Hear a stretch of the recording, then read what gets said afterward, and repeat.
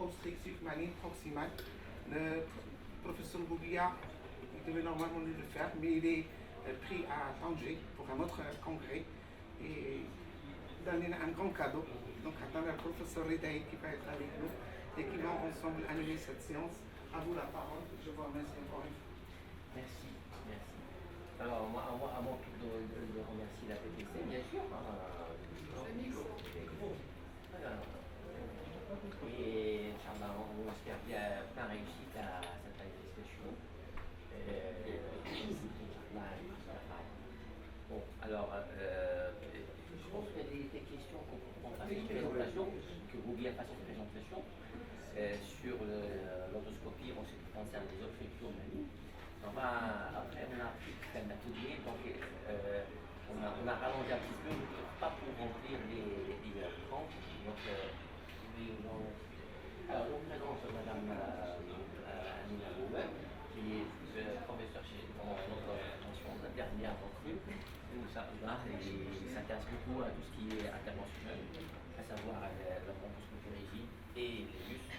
On lui souhaite bon vent et on lui souhaite un bon conduite.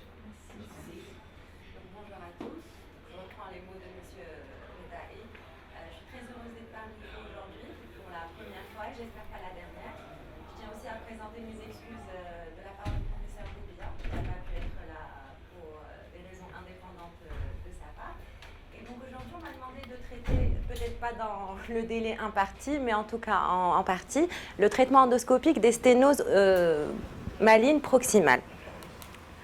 Alors, les objectifs de cet atelier vont tout d'abord d'être de comprendre les indications des traitements endoscopiques des obstructions malignes. Il faut savoir, bien sûr, que tous les patients, même qui présentent des sténoses, ne sont pas candidats à une bronchoscopie rigide.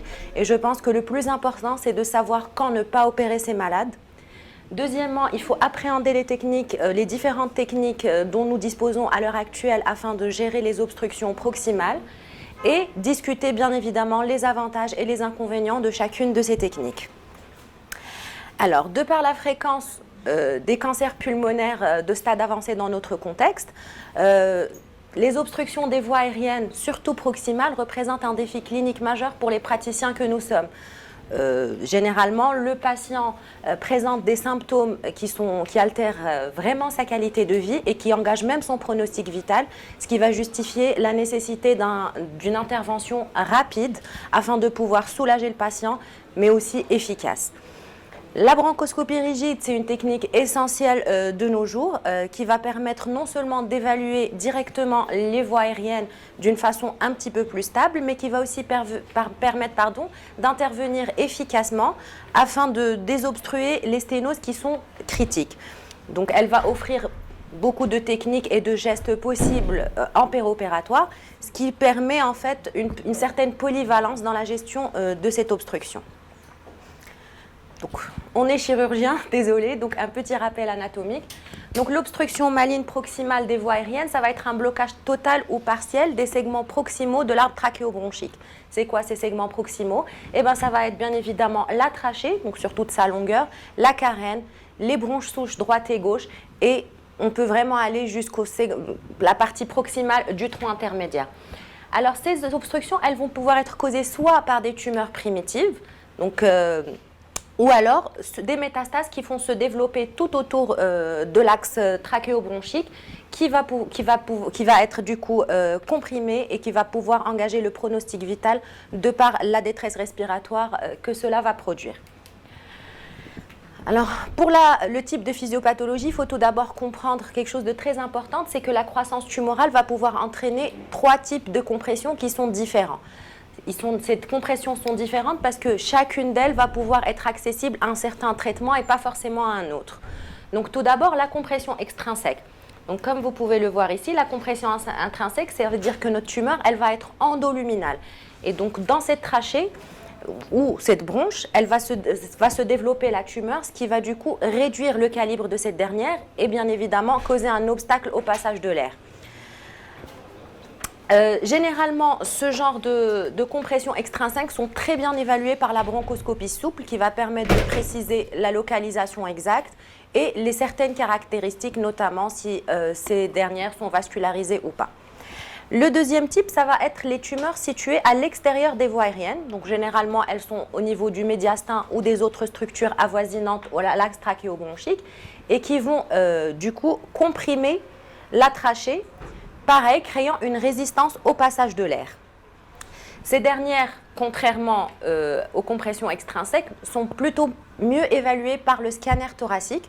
Donc la fibroscopie va pouvoir objectiver cette compression, mais sans pour autant donner les caractéristiques, alors que le scanner est vraiment performant de ce côté-là. Et puis, bien évidemment, on a les dernières, et ce sont les compressions mixtes, qui vont impliquer une composante à la fois endo- et extraluminale, et que du coup, pareil, les compressions mixtes vont plutôt être l'apanage d'une prise en charge multimodale en associant plusieurs techniques afin d'être le plus efficace possible. Alors cette croissance tumorale, qu'elle soit intrinsèque, extrinsèque ou mixte, elle va surtout diminuer le calibre des voies aériennes, ce qui va provoquer une résistance au passage de l'air et provoquer des symptômes respiratoires sévères, donc tels que la dyspnée, voire même la détresse respiratoire dans certains cas. Elle va aussi avoir des effets indirects sur le patient, donc notamment l'atelectasie. Bien évidemment, un segment qui ne va pas être ventilé va être objectivé. Cette atelectasie va d'une part augmenter l'hypoxie du patient, mais aussi être la source d'infections post-obstructives qui peuvent être parfois encore plus gênantes pour le patient. Le patient qui a une sténose proximale, comment va se présenter ce patient? Donc les symptômes sont vraiment divers et variés. Donc nous avons tout d'abord la dyspnée, donc c'est le maître symptôme, c'est un patient qui se présente, qui rapporte une dyspnée assez importante. Donc elle peut être à l'effort comme au repos, il n'y a pas de ton. Et puis, c'est surtout une dyspnée qui va être persistante malgré le traitement bronchodilatateur. C'est-à-dire qu'on a souvent tendance à instaurer cette thérapeutique en premier, mais on se rend vite compte que chez ces patients-là, c'est un traitement qui ne sert pas à grand-chose, puisque finalement, ils gardent cette dyspnée qui est très importante et très invalidante pour eux. L'atout, ça aussi, c'est quelque chose de très courant, c'est quelque chose qui va évoluer sur un fond chronique. L'atout peut être sèche, mais du fait des infections à répétition entraînées par cette obstruction, eh bien, le patient peut éventuellement rapporter une expectoration mucopurulente qui va être témoin de cette infection. L'hémoptysie, pareil, ça peut être présent, donc son abondance est très variable, elle peut être de faible abondance, mais on a vu des hémoptysies foudroyantes qui engagent le pronostic vital chez les patients et ce qui justifie vraiment une intervention, là c'est écrit urgente, mais moi je dirais même en super urgence. Le stridor et le sifflement, pareil, le stridor, c'est un signe sévère d'obstruction trachéale, comme on le sait, trachéale ou laryngée d'ailleurs, qui est perçu lors de l'inspiration. Alors, le plus drôle dans tout ça, c'est qu'il y a certains patients dont l'obstruction est tellement sévère qu'il n'y a même pas besoin, qu'en fait, on les entend juste dans la salle d'attente et on entend ce stridor tout simplement. On peut aussi avoir des sifflements qui vont être diffus aux deux champs pulmonaires. Et il faut savoir que ces sifflements ne correspondent pas toujours à la localisation exacte de l'obstruction, mais néanmoins, il faut savoir que cela peut être perçu à l'examen clinique. La dysphagie et la dysphonie, ça, ce sont deux atteintes qu'on peut avoir par envahissement, que ce soit de l'œsophage ou des structures laryngées, donc notamment le nerf récurrent, et qui, pareil, peuvent être rapportées par les patients. Et puis les infections post-obstructives qui vont être tenaces, qui vont être récurrentes chez ces patients-là du fait de la stagnation des sécrétions en aval du site de l'obstruction. Donc, quant à l'examen clinique, l'auscultation pulmonaire va pouvoir rapporter soit des crépitements qui vont être localisés, à une partie du champ pulmonaire, voire carrément les deux, ou alors un wheezing unilatéral. Le stridor inspiratoire, comme on l'a dit, c'est témoin d'une obstruction critique. Ça veut dire que le diamètre trachéal est inférieur à 5 mm. Et c'est ce qu'on a dit tout à l'heure, c'est vraiment la super urgence parce que c'est des patients qui peuvent à tout moment faire une détresse respiratoire majeure et malheureusement passer.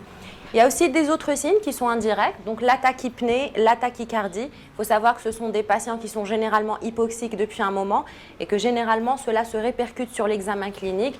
On va avoir une utilisation des muscles respiratoires accessoires ainsi qu'une respiration abdominale, que le patient vraiment a l'impression de s'étouffer, et bien évidemment une cyanose.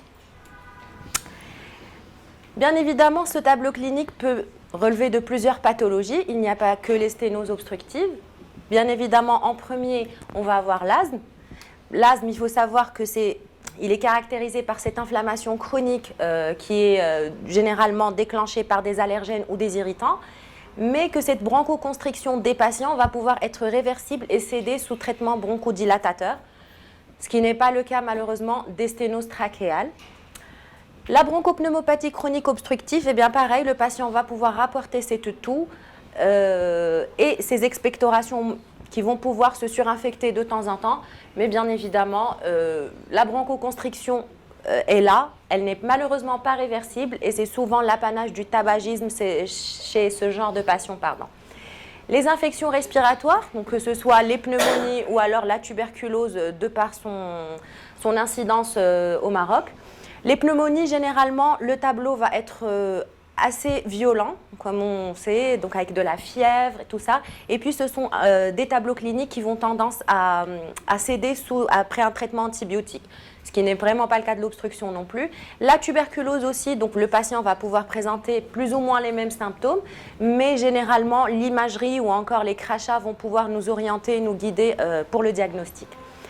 La dilatation de bronches, donc pareil, ça c'est quelque chose qu'il va falloir écarter à l'étape de l'imagerie parce que c'est des patients qui peuvent avoir le même tableau clinique avec cette petite dyspnée et ces expectorations rapportées très souvent.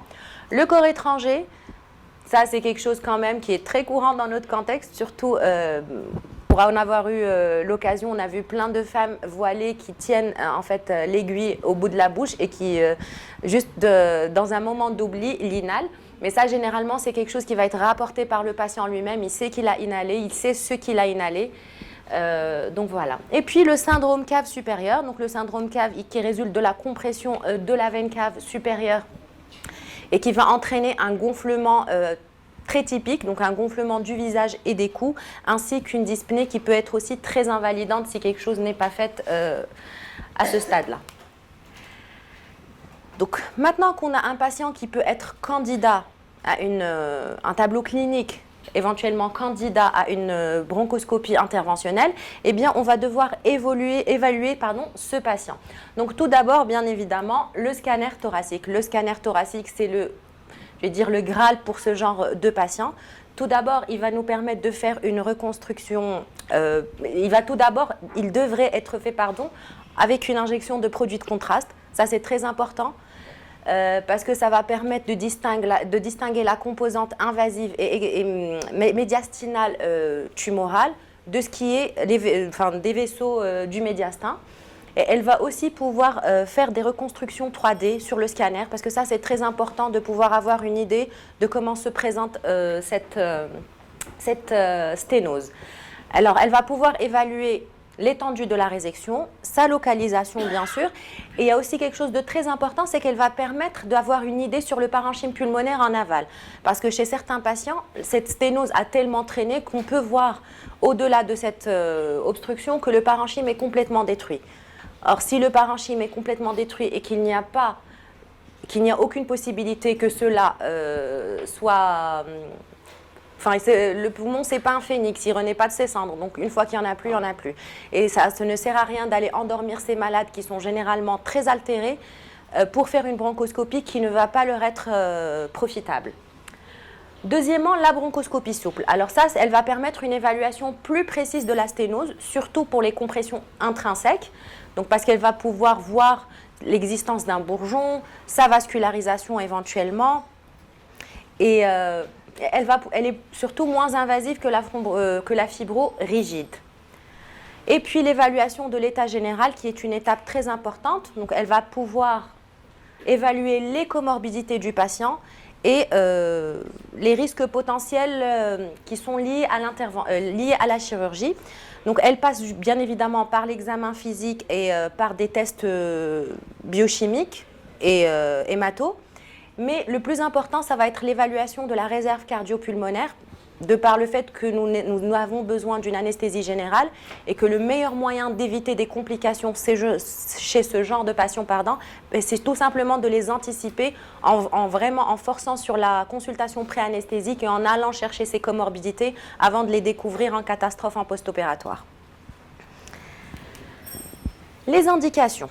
Alors, quel patient on on pourrait éventuellement aller explorer? Tout d'abord, bien évidemment, les obstructions qui sont symptomatiques. Alors généralement, on admet qu'une obstruction de 50% et plus est une indication au traitement, mais il faut savoir que chez des patients qui sont déjà insuffisants respiratoires, eh bien ce diamètre n'est pas forcément atteint alors qu'ils deviennent déjà symptomatiques.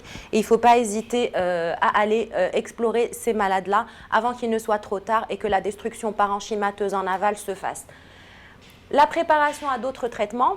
Alors il faut savoir que chez certains patients, le constat de départ n'est pas forcément adéquat pour les autres thérapeutiques. Donc généralement, la bronchoscopie rigide peut être un bridge pour un éventuel traitement, que ce soit la chirurgie, parce que ça va faciliter en post-bronchoscopie l'accès chirurgical, ou pour une radiothérapie ultérieure, ça va permettre tout simplement de réduire le volume tumoral qui sera bien évidemment mieux irradié derrière.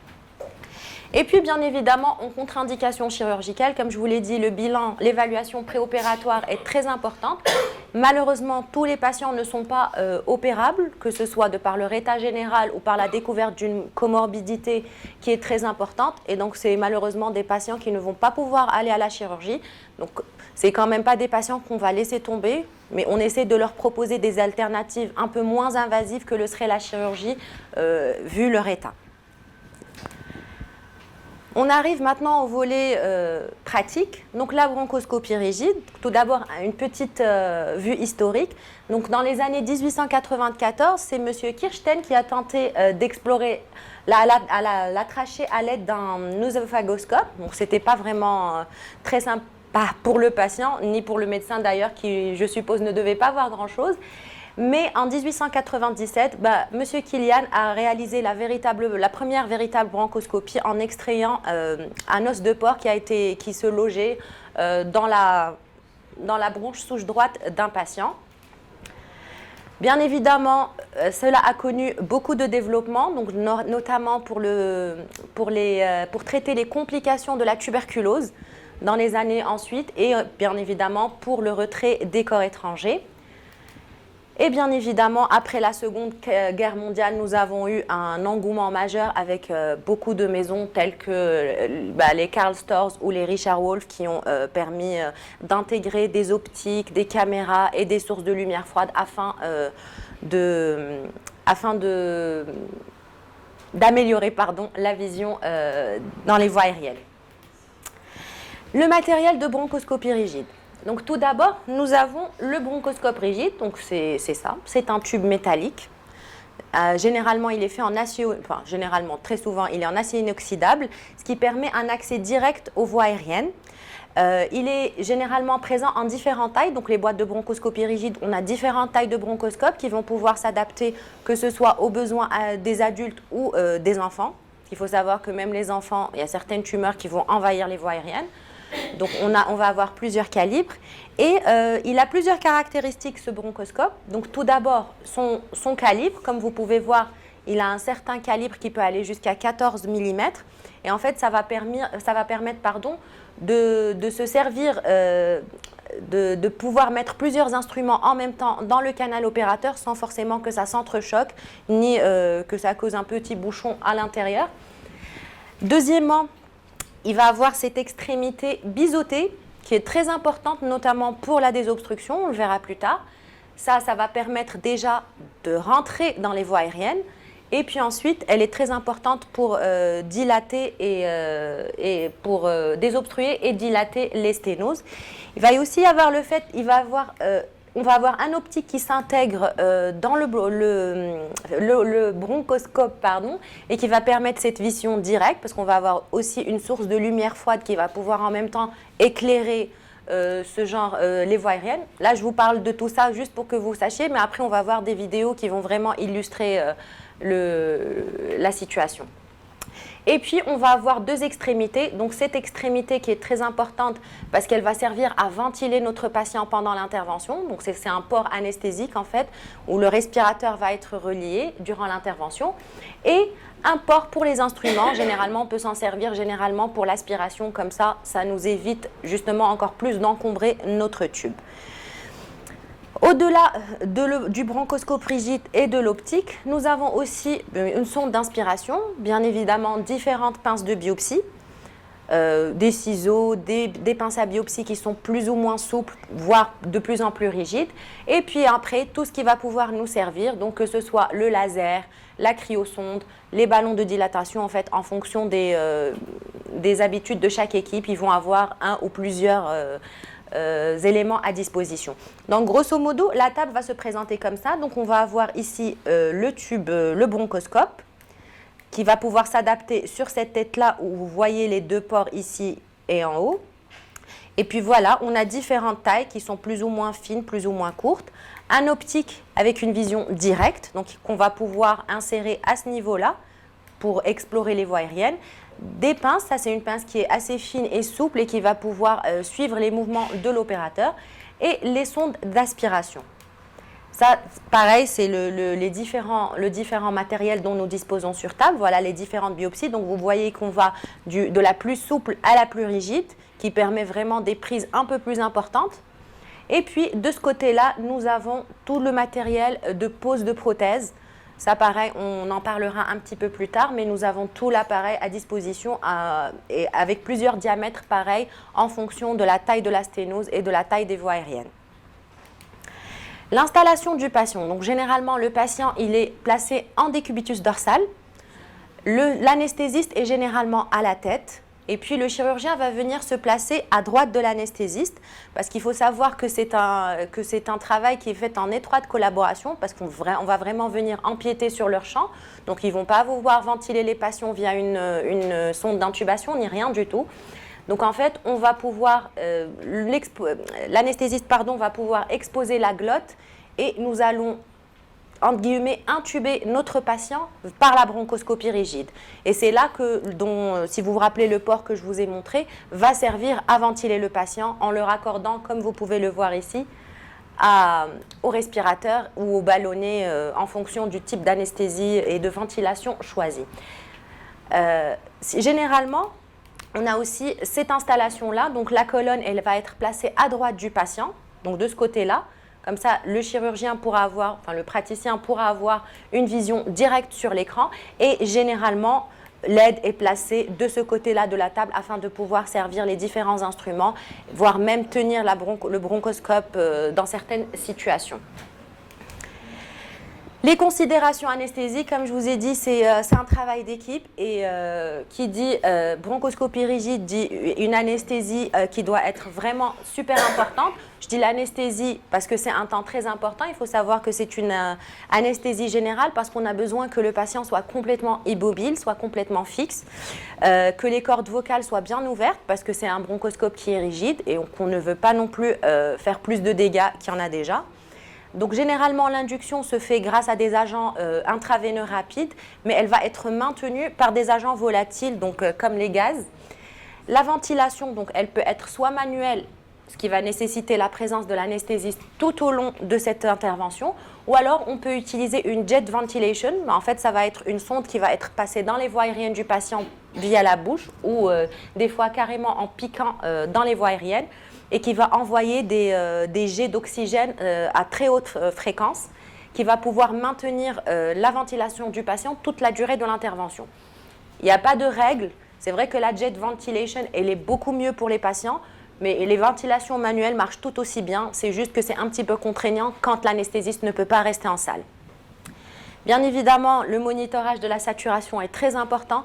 Il faut savoir que même avec toutes ces techniques de ventilation, ce sont des patients dont les voies aériennes sont obstruées et que du coup, on n'est vraiment pas à l'abri d'une désaturation très importante et très rapide de l'ordre de quelques secondes. Donc, il faut vraiment surveiller et on n'hésite pas à arrêter le geste quand le malade commence à désaturer pour reventiler. Parce que comme je vous ai dit, on n'est pas là pour faire plus de dégâts, donc il faut faire très attention. C'est des malades qui sont très, très fragiles. Donc, je pense que vraiment, que toute bronchoscopie rigide commence par une très bonne anesthésie. C'est une condition sine qua non pour la réussite de l'intervention. Une fois le bronchoscope mis en place, donc notre anesthésiste nous a exposé la glotte, nous avons pu intuber le patient avec le bronchoscope. Et ben, comme vous pouvez le voir sur cette image, on visualise les cordes vocales, on les dépasse et on est dans la trachée. Donc, je vous ai mis un petit schéma ici pour se rendre compte parce qu'on sait qu'avec la bronchoscopie souple, on a accès à tous les éperons, à toutes les bronches. Ça, c'est vraiment pas le cas de la bronchoscopie rigide où, comme son nom l'indique, c'est vrai qu'elle est plus stable, mais elle a l'avantage aussi d'être très limitée. L'accès est très limité, donc on va pouvoir aller, bien sûr, dans la trachée, aller dans la carène, explorer la souche gauche, explorer la souche droite et on peut éventuellement arriver jusqu'à la partie proximale du tronc intermédiaire et puis là c'est bon, ça va devenir très dangereux et franchement je pense pas très possible pour certains diamètres du fibroscope. Donc une fois qu'on est arrivé à l'intérieur, on arrive dans les voies aériennes, maintenant la première étape va être l'étape de l'évaluation initiale. Excusez-moi.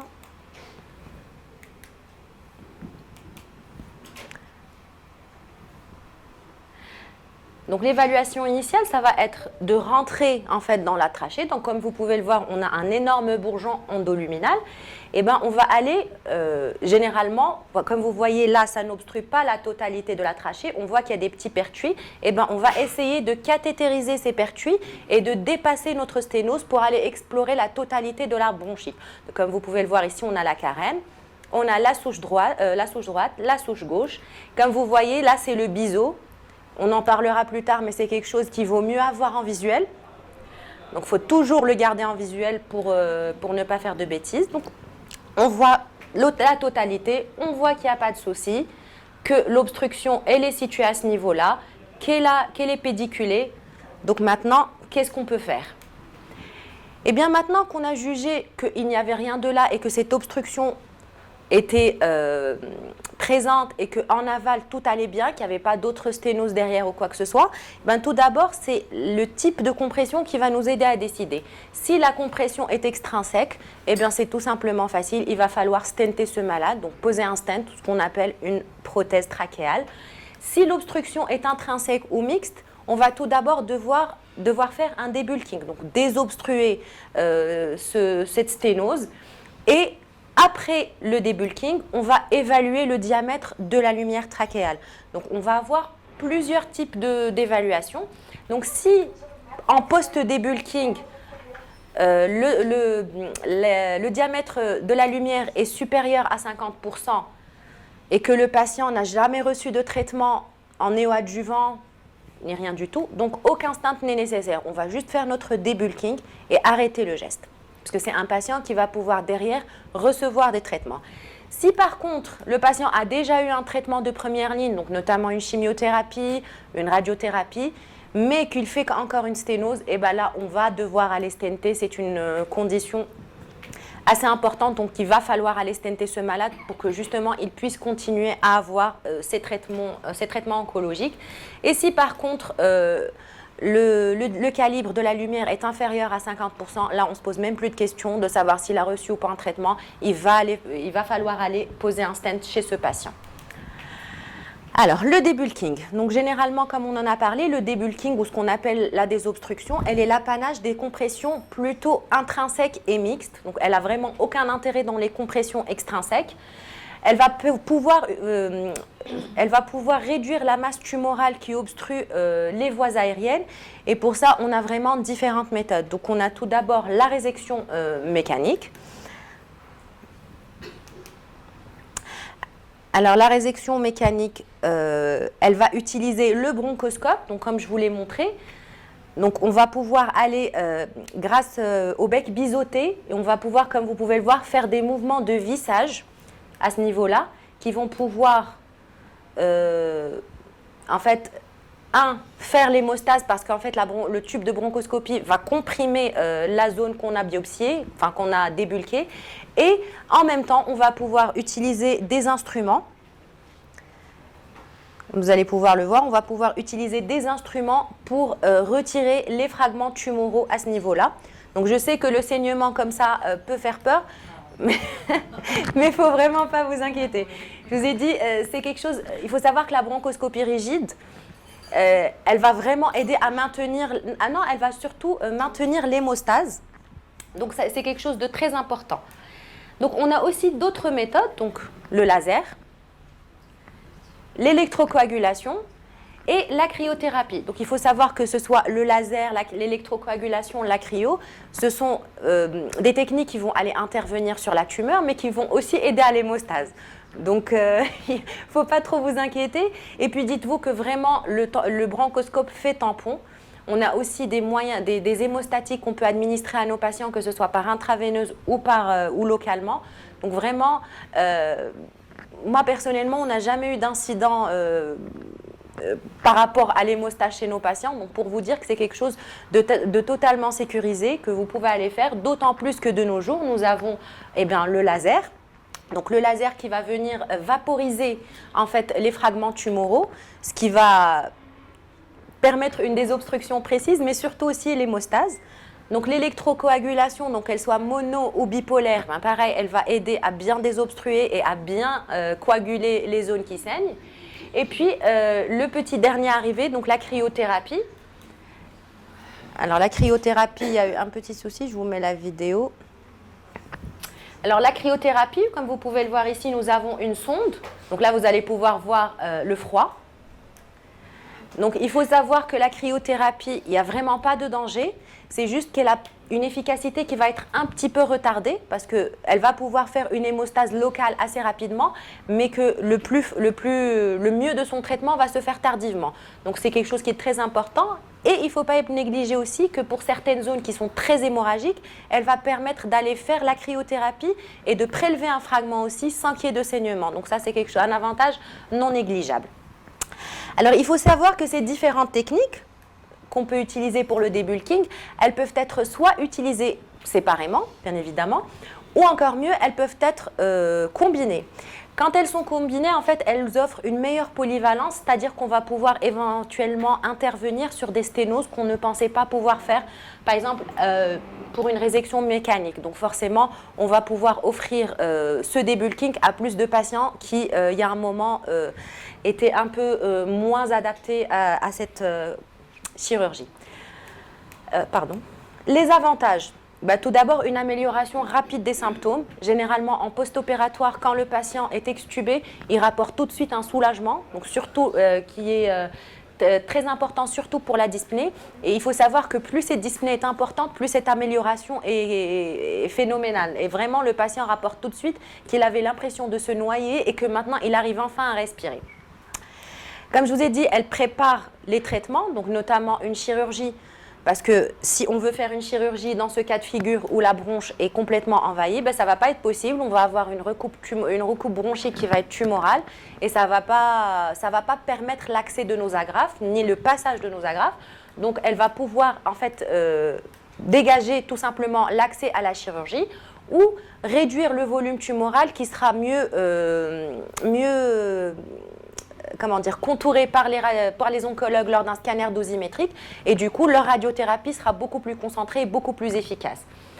Les inconvénients, donc le saignement, mais comme je vous ai dit, il n'y a aucun problème de ce côté-là si on décide d'adjoindre à la résection mécanique certaines autres méthodes. Il faut aussi savoir qu'il y a des hémostatides, donc que ce soit l'acide tranexamide qui peut être administré en intraveineuse par l'anesthésiste ou aussi localement. Donc sur l'endroit de saignement, et puis toujours et toujours le bon vieux bronchoscope qui va vraiment pouvoir comprimer la zone de saignement. Et je vous assure que si juste on attend un petit peu, il faut juste s'armer d'un petit peu de patience. Je sais que nous les chirurgiens, on n'est pas très doués pour ça, mais généralement si on attend un bon moment, ce saignement va tout juste se tarir de lui-même. Les perforations, ça c'est quelque chose de décrit.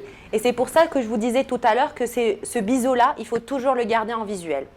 Il faut savoir que chez ces patients-là qui ont des pathologies bénignes, qui ont des fois qui ont eu une radiothérapie au préalable, c'est des patients qui peuvent souffrir d'une trachéomalacie. Et il faut toujours faire attention à ne pas aller dans un faux plan.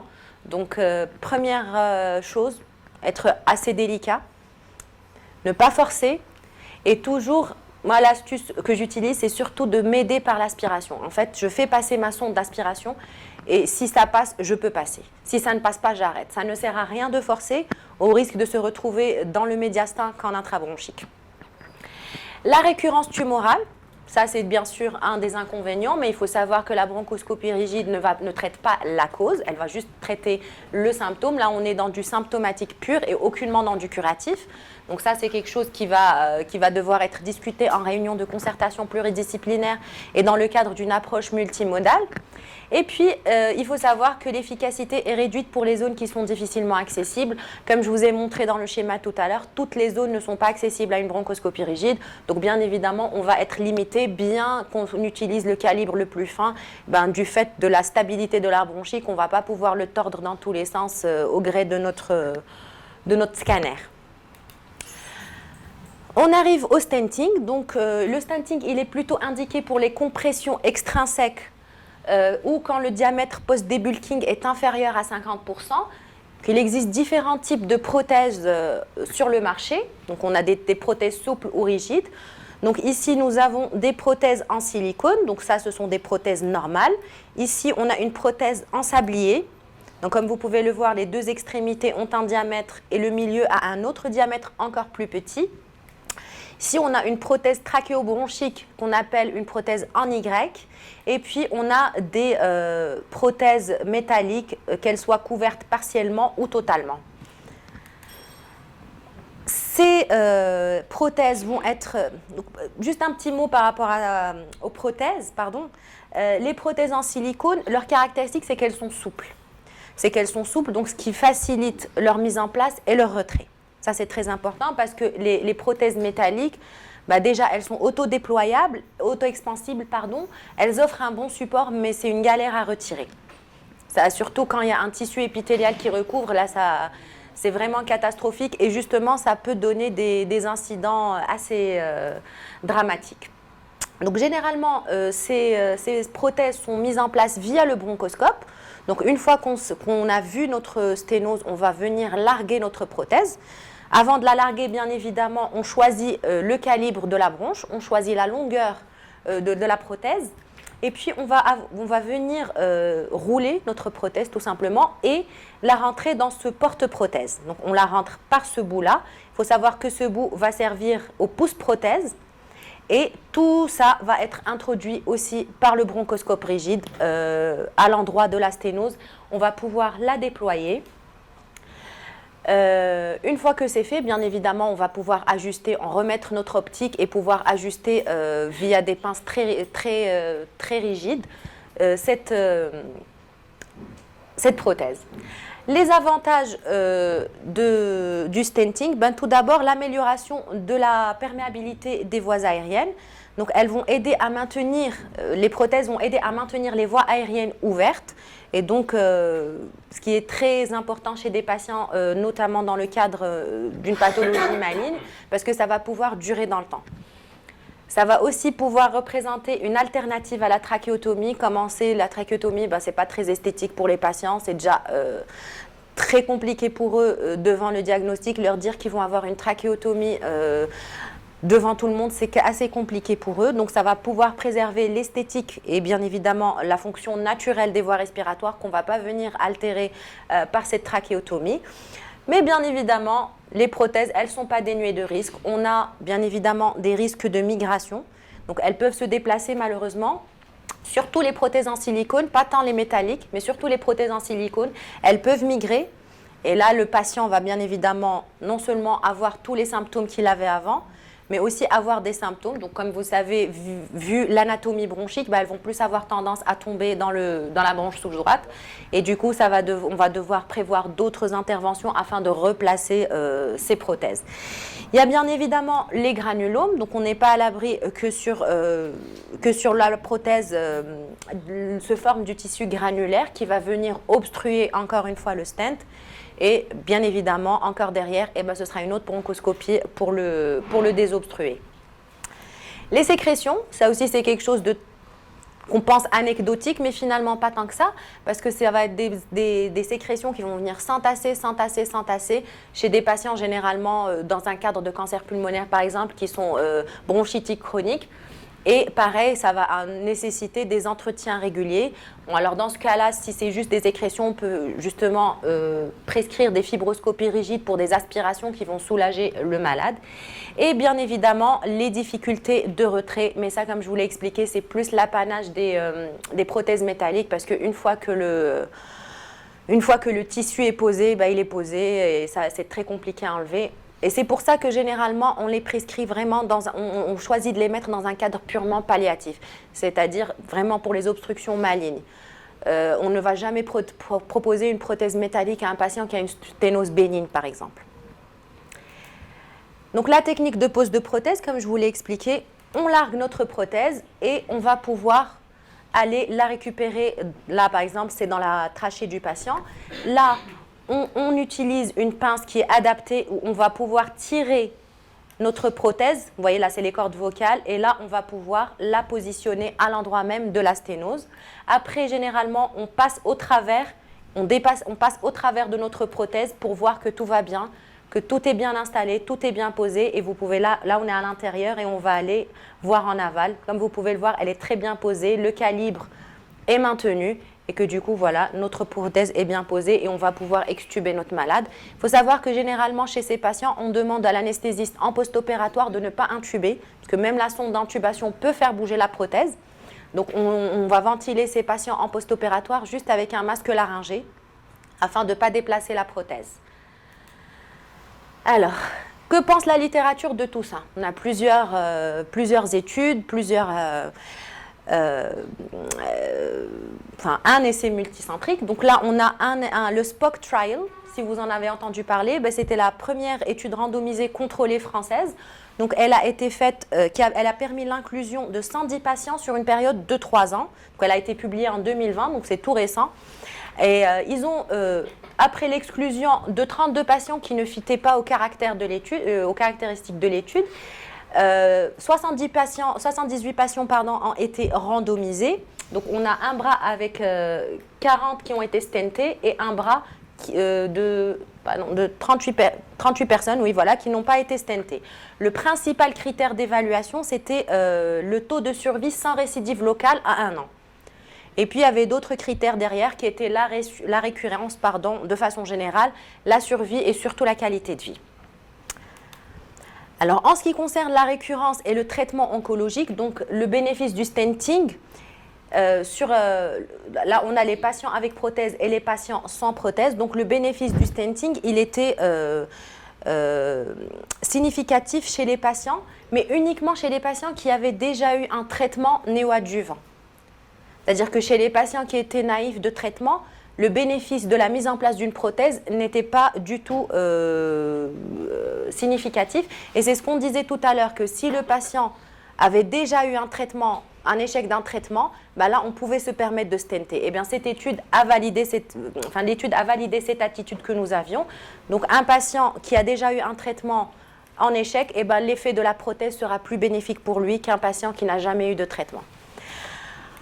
En ce qui concerne la survie, les stents, malheureusement, n'ont pas modifié la courbe de survie, ce qui dépendait entièrement de la pathologie maligne dont souffrait le patient. Mais ils ont nettement réduit le besoin en bronchoscopie non planifiée. C'est-à-dire que le fait de mettre une prothèse, ça va éviter à un patient qui n'en a pas d'avoir 3 ou 4 bronchoscopies rigides, afin de pouvoir vérifier ce qui se passe, afin de pouvoir débulquer, Donc effectivement, chez ces patients-là, il y a vraiment un gain de... la significativité était plutôt en faveur de la réduction des bronchoscopies non planifiées. En ce qui concerne la qualité de vie, donc la dyspnée qui était évaluée par l'échelle de Bork, s'est améliorée dans les deux groupes, donc que ce soit le groupe débulking seul ou groupe stent.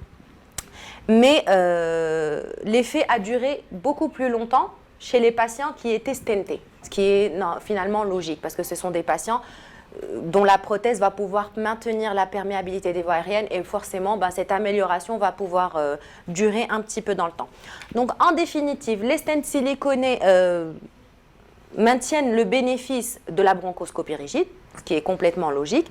Mais cette étude a mis l'accent sur le fait que c'était quelque chose qu'il fallait toujours relier à l'historique thérapeutique du patient. Un patient qui a déjà eu un traitement et donc qui est en échec de ce traitement, eh ben ces patients-là vont pouvoir mieux et encore plus bénéficier de ce stenting qu'un patient naïf de traitement. Bien évidemment, rien à dire sur l'échelle. La qualité de vie était meilleure chez les patients qui ont été stentés. Pour le moment, ça, il n'y a pas de défaut. Cet article a été publié par une équipe taïwanaise. Et il a souligné l'importance et l'efficacité de la bronchoscopie rigide. Donc il y a eu plusieurs conclusions de cet article. Donc tout d'abord, le diagnostic était nettement amélioré par les avancées technologiques, comme vous avez pu le voir, que ce soit la cryothérapie ou toutes les techniques dont nous disposons actuellement permettent un meilleur rendement diagnostique, parce qu'il faut savoir que chez certains patients, la sténose, elle est inaugurale. Donc c'est un patient qui n'a jamais su qu'il avait un problème et qui arrive avec ce tableau-là. Donc généralement, il n'a pas de diagnostic et il va falloir aller chercher ce diagnostic. Donc cette bronchoscopie, elle est et palliative et surtout diagnostique. Et du coup, il faut vraiment s'aider de tous ces outils afin d'augmenter le rendement de notre bronchoscopie. La gestion des symptômes, là, je pense que c'est établi par toutes les études, c'est tellement efficace pour soulager les symptômes et tellement rapide que vous voyez rentrer un patient et vous en voyez un autre sortir du service. C'est tellement impressionnant et franchement, ça réchauffe le cœur. Et puis, les techniques ablatives, donc que ce soit par la chaleur ou pour le froid, elles sont plus efficaces pour les obstructions que par exemple la résection mécanique. Donc, il ne faut pas hésiter à s'aider de ces techniques-là. Si elles existent, c'est pour nous simplifier la vie, pas le contraire. Le stenting est efficace, comme on l'a dit, parce qu'il va permettre de maintenir la perméabilité des voies aériennes après une procédure ablative ou en cas de compression externe. Encore une fois, toujours essayer de rester dans les recommandations, ou du moins, pas les recommandations, mais au moins les petites guidelines que nous avons. En cinquième, l'amélioration de la qualité de vie et de la survie. Comme je vous ai dit, pas sur le pronostic de la maladie, mais juste en termes par rapport à notre intervention. Et puis, ne pas oublier que c'est une approche multimodale qui va pouvoir intégrer plusieurs techniques afin d'être le plus efficace possible. Cette étude multicentrique américaine s'est basée sur le registre Acquire de l'American College of Chest Physicians et elle a enregistré en fait 1115 endoscopies qui ont été faites sur 947 patients. Donc comme vous pouvez le voir, 1115 interventions et 947 patients. Il faut savoir qu'un patient chez qui on fait une bronchoscopie rigide, on va probablement devoir en refaire d'autres. Donc ce n'est pas quelque chose qui va devoir faire peur ou empêcher le recours à cette technique, loin de là. Ils ont collecté ces patients-là entre janvier 2009 et février 2015. Le succès de la technique, 93%, donc pour tous ces patients-là, et il était directement corrélé au caractère endobronchique de la tumeur et à la pose de prothèse. Forcément, ce sont des choses qui permettent de maintenir l'efficacité de l'acte, mais il faut savoir que ce taux de succès, il dépendait principalement de deux facteurs essentiels. Tout d'abord, le fait que ce soit des centres experts. Donc ça, c'était quelque chose aussi de très important. Et puis aussi que les patients étaient vraiment rigoureusement sélectionnés. Donc là, ça permet, juste pour savoir que dès lors que l'on va choisir bien comme il faut les patients, comme je vous ai dit, que le plus dur, c'est de dire non à certains patients parce qu'on sait que ça ne va pas leur rendre service. Donc, dès lors qu'on fait ces deux-là, le taux de réussite ne peut qu'aller en hausse. Bien évidemment, il y a une courbe d'apprentissage, mais ce n'est pas quelque chose qui a besoin de trop de temps ni de trop d'intervention. La dyspnée, donc, elle est améliorée dans 48% des cas et la qualité de vie de 42%. Et comme je vous l'ai dit tout à l'heure, plus la dyspnée est importante à l'admission du malade, plus le résultat en post-opératoire est spectaculaire. Les facteurs prédictifs d'échec, parce que oui, il y en a eu, forcément, ce sont le score ASA-3. Il faut savoir que beaucoup de patients arrivent dans un état vraiment déplorable. Et donc, c'est des patients qui à qui on veut proposer le traitement parce qu'on sait que le score peut s'améliorer après cette intervention, mais il faut savoir que ce n'est pas toujours le cas et que dans certaines conditions, il faut savoir dire non, même si ce n'est pas évident. L'insuffisance rénale, pareil, c'était un facteur prédictif d'échec de la bronchoscopie rigide, et la fistule osotrachéale, ce qui est très normal parce qu'on évolue dans un milieu plutôt septique et qu'on n'est pas à l'abri d'autres complications qui peuvent être assez graves derrière. Le taux de complications était de 3,9%, donc ce n'est pas très important, donc pas beaucoup de saignements, pas beaucoup de perforations, mais bien évidemment, encore une fois, c'est à prendre avec des pincettes parce que ce sont des centres experts et qu'ils étaient habitués à cette technique. Mais que comme quoi, avec une petite courbe d'apprentissage et une continuité dans les fibroscopies, on peut arriver à ce taux très facilement. Le taux de mortalité à J30 était de 14,8%, mais il faut savoir que c'était complètement indépendant de la bronchoscopie réalisée et que c'était plus le pronostic du patient qui était mis en jeu de ce côté-là. Un petit cas clinique. Donc là, on va pouvoir discuter plus interactivement. Je crois que j'ai un petit peu trop pris la parole.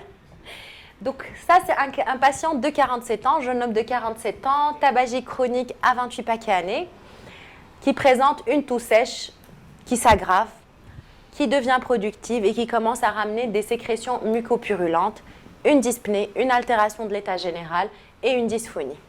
On demande un scanner, donc malheureusement, il n'est pas très bien injecté. Donc qu'est-ce que vous voyez? Allez-y. C'est ça. Oui. Alors effectivement, c'est un trouble de ventilation, mais qu'est-ce que vous voyez côté médiastinal à ce niveau-là? Voilà. Vous voyez que là, la souche gauche, là vous voyez qu'on est au niveau de la carène. Ici, c'est la carène. Donc on peut voir à ce niveau-là que la souche gauche, elle est complètement prise. Elle est complètement sténosée. On a un petit pertuis, mais qui n'est pas très efficace pour respirer. Et puis, vous voyez ici que la dysphonie du patient, en fait, le nerf récurrent, il passe ici, gauche. Et du coup, forcément, ça explique aussi, donc tous les symptômes finalement du patient sont expliqués par son scanner. Alors, on envoie notre patient pour une bronchoscopie souple. Qui retrouve un énorme bourgeon d'allure tumorale à surface noirâtre, luisant et obstruant la partie terminale de la souche gauche. À l'EFR, pardon, je suis désolée, je n'ai pas des photos de la fibro.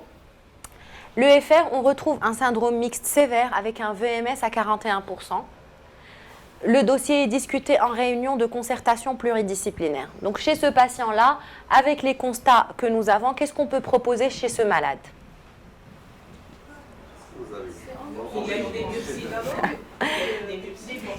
Ils n'ont pas pu parce comme elle était luisante et que ça semblait vascularisé, ils n'ont pas pu faire de biopsie. Exactement. Donc le patient a été discuté en réunion de concertation pluridisciplinaire. On décide de faire une bronchoscopie rigide. Alors je vous montre la bronchoscopie. Oula. Elle ne marche pas. Attendez, je vais vous mettre le... Donc là, on peut voir le bourgeon qui est ici. Donc vraiment, vous voyez qu'on voit un petit pertuis au scanner, mais alors les couleurs sont à prendre avec des pincettes parce qu'en fonction de la luminosité et tout, les couleurs ne sont pas forcément... Mais vous allez voir que si au fond, il est un petit peu noir.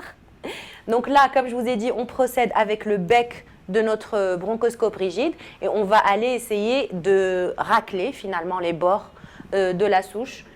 Donc là, on va pouvoir avoir nos biopsies, parce que là, c'est un temps très important parce qu'il ne faut pas oublier que ce patient n'a pas encore de diagnostic. Donc, on va pouvoir faire plusieurs biopsies. Donc, vous voyez que là, par exemple, ça ne saigne pas forcément. Et on peut avoir de très beaux fragments, ce qui est oui, ça fait plaisir. Les chirurgiens, on est plus habitués à avoir de gros trucs que des petits. Donc, ça fait toujours plaisir quand on a un beau morceau. Donc, on a réalisé notre bronchoscopie. L'anapathe retrouve un synovialosarcome infiltrant de la muqueuse bronchique. Le patient est rediscuté en RCP. Donc, il est discuté en RCP, on décide de démarrer un traitement néoadjuvant.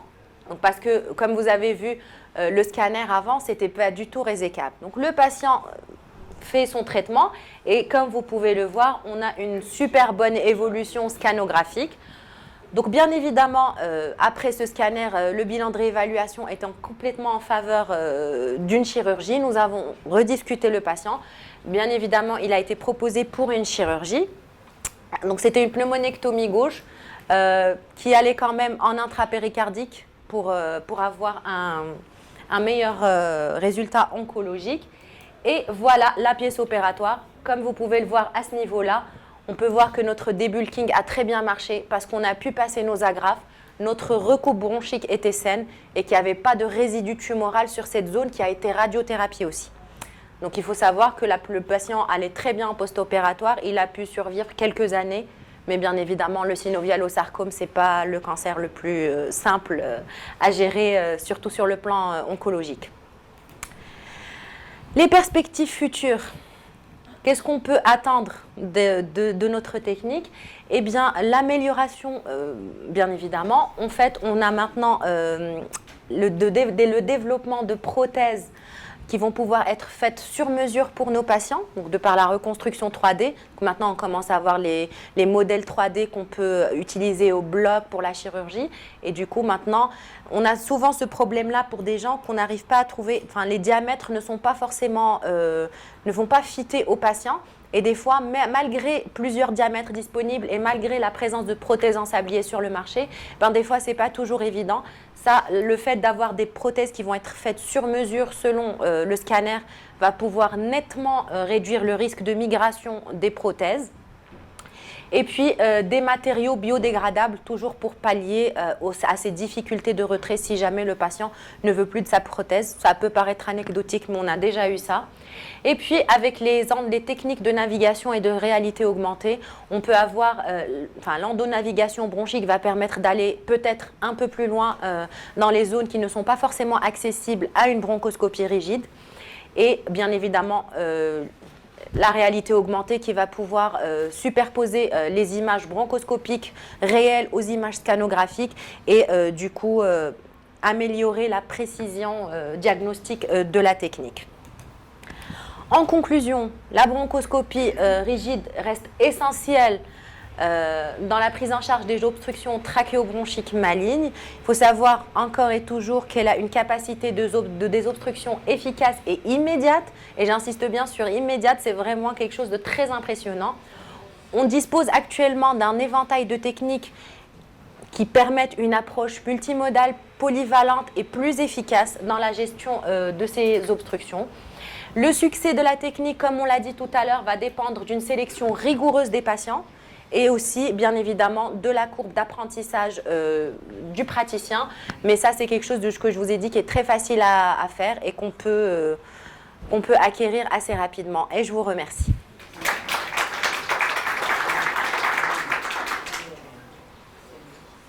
Le mot de la fin. Donc, encore une fois, mille merci. Avec plaisir. Et je pense qu'on a le temps.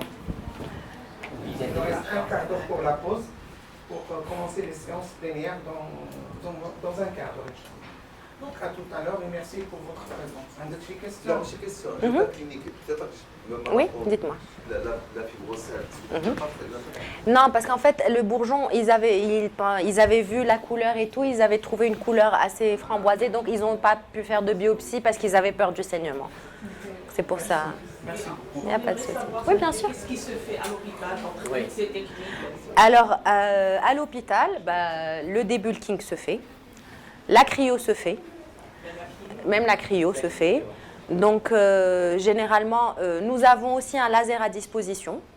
Là, il nous faut juste quelques ajustements techniques par le fournisseur, mais on a un laser, on a une cryo, une cryosonde, on a...